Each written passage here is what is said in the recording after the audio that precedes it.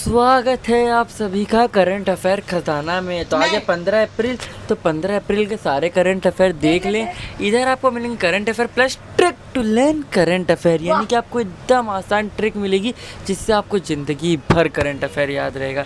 आइए उससे पहले मैं आपको बता दूं कि इधर आपको स्पेशल क्वेश्चंस मिलेंगे डिस्क्रिप्शन में, जिसका आप आंसर देके एग्ज़ाम में टॉप कर सकते हैं। Plus important facts of the day at the end of the video, यानी कि आज के दिन जो भी घटनाएँ घटी थी वो सब मैं आपको बताऊंगा एंड ऑफ द वीडियो को। तो चलिए वीडियो शुरू करते हैं। उसके पहले मैं आपको बता दूं कोट्स ऑफ आइंस्टाइन, यानी कि आइंस्टाइन जी के कोट्स, यानी कि महान बातें। ऐसा नहीं है कि मैं बहुत स्मार्ट हूँ, बस मैं समस्याओं के साथ ज़्यादा देर तक रहता हूँ। आइंस्टाइन कहते हैं कि मैं बहुत स्मार्ट नहीं हूँ, लेकिन क्योंकि मैं समस्या के साथ ज़्यादा देर तक रहता हूँ, उससे जूझता हूँ, तो मेरे अंदर स्किल आ जाता है, टैलेंट आ जाता है। मैं समझ जाता हूँ कि समस्या को कैसे हल करना है, तो अपने आप दिमाग आ जाता है। यानी कि वो बोलते हैं इनडायरेक्टली, वो बोल रहे कि मैं स्मार्ट नहीं हूँ, यानी कि समस्याओं को सॉल्व कर के मेरा दिमाग बढ़ चुका है। जब हम लोग समस्या से जूझेंगे तभी हमारा दिमाग बढ़ेगा ना। हम लोग इसको कैसे सॉल्व करें, हम लोग अपना प्रॉब्लम कैसे सॉल्व करें, इसीलिए वो कह रहे हैं। तो चलिए देखते हैं पहला क्वेश्चन। गिनीज वर्ल्ड रिकॉर्ड की ओर से यासुको तमाकी को किस वर्ष में की उम्र में सबसे उम्र दराज ऑफिस मैनेजर का सर्टिफिकेट दिया गया है? तो मैं बता दूं कि उन्हें 90 वर्ष की उम्र में यह उम्र दराज ऑफिस मैनेजर का सर्टिफिकेट दिया गया है। इसकी ट्रिक क्या है? World record is equal to 90 तंबाकू। आपको कैसे याद रखना है? World record is equal to 90 तंबाकू, यानी कि वर्ल्ड रिकॉर्ड यानी Guinness world record is equal to 90 तंबाकू। 90 तंबाकू यानी कि 90 वर्ष की यासुको तमाकी। तमाकी को आप तंबाकू से याद रख सकते हैं, यानी कि वर्ल्ड रिकॉर्ड किसने बनाया? 90 साल की तमाकी यानी तंबाकू।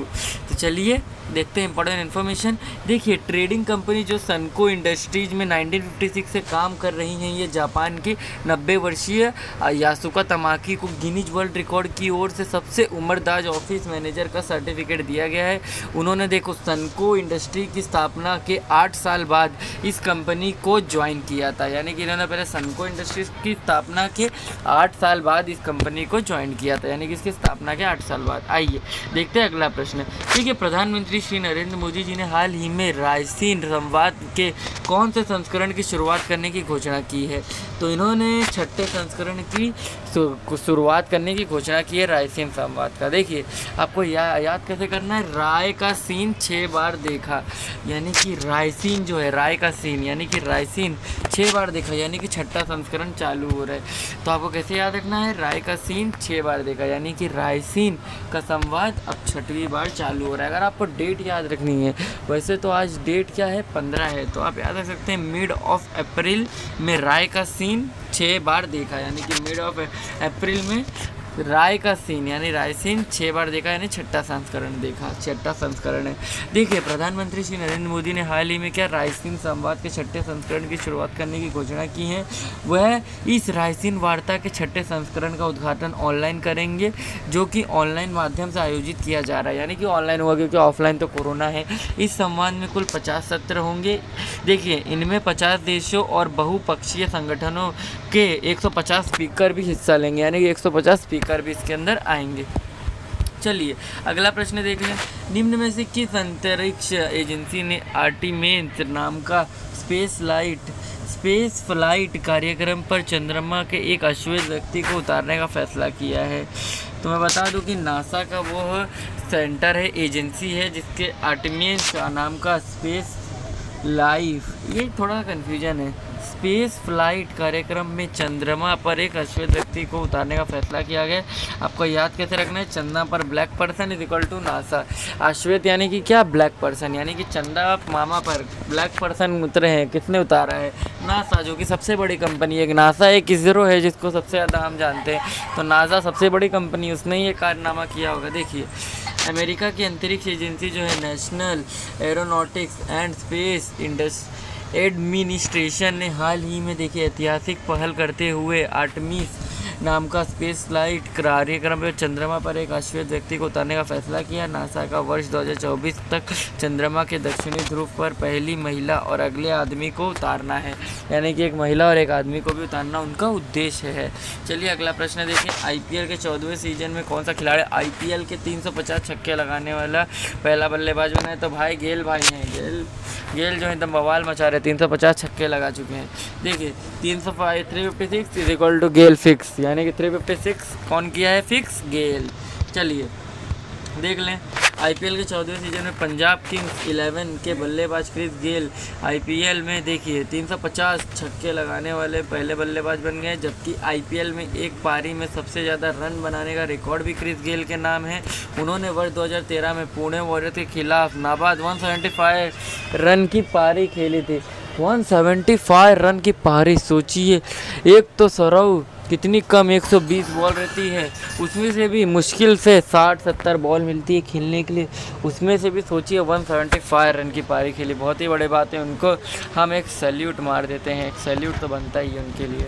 चलिए अगला प्रश्न देखें। भारतीय क्रिकेट टीम के किस बॉलर को मार्च के लिए ICC player of the month को चुना गया?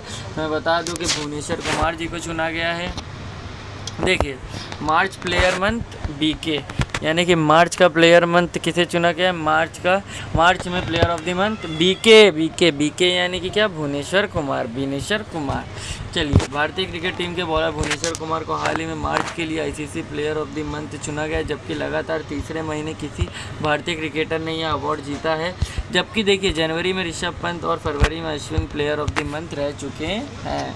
चलिए अगला प्रश्न देखिए। निम्न में से किस नेशनल अवार्ड विजेता का एक्टर वीरा सतीधर का निधन हो गया है? तो ये कौन सा इनके पास अवार्ड था?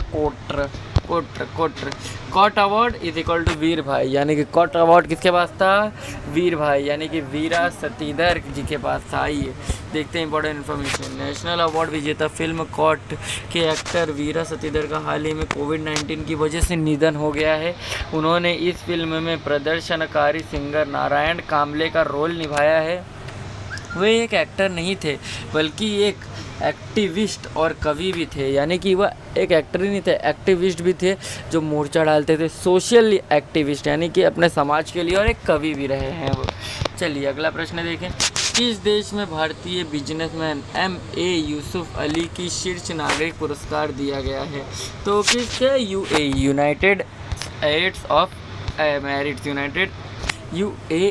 United Arab Emirates. थोड़ा कन्फ्यूजन हो गया था।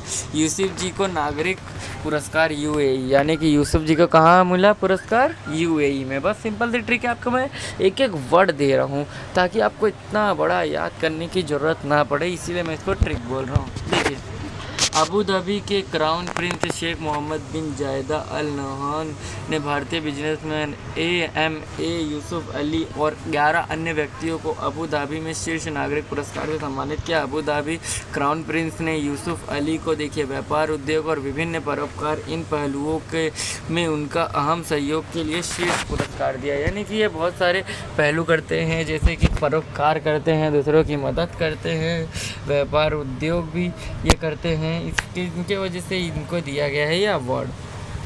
अगला प्रश्न और अंतिम प्रश्न। ITBP की किस खिलाड़ी ने जर्मनी आयोजित मुक्केबाजी वर्ल्ड कप में स्वर्ण पदक जीता? तो किसमें? मनीषा मौन जी ने क्या जीता? ये पदक। देखिए ट्रिक क्या है, boxer cup is equal to मौन, यानी कि देखिए मुक्केबाजी वर्ल्ड कप का स्वर्ण पदक कौन जीता? बॉक्सर कप गोल्ड आप लिख सकते हैं, बॉक्सर कप गोल्ड कौन जीता है? तो मौन, यानी कि ये मौन रह के, मौन यानी कि मौन व्रत धारण करके आप ऐसे भी याद रख सकते हैं कि बॉक्सर कप जीता है, क्योंकि बॉक्सिंग में बोलना कहाँ रहता है? मुक्केबाजी करनी रहती है।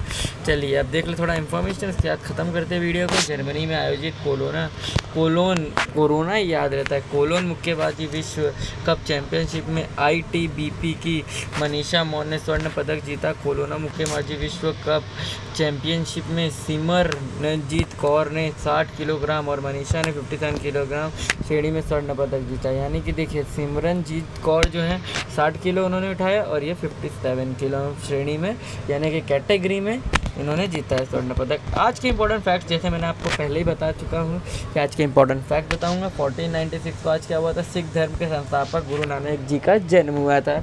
और 1689 में क्या हुआ था, फ्रांस ने स्पेन के खिलाफ युद्ध की घोषणा की थी। तो ये थी सारी इन्फॉर्मेशन। आपको वीडियो कैसी लगी कृपया कमेंट में ज़रूर बताइएगा।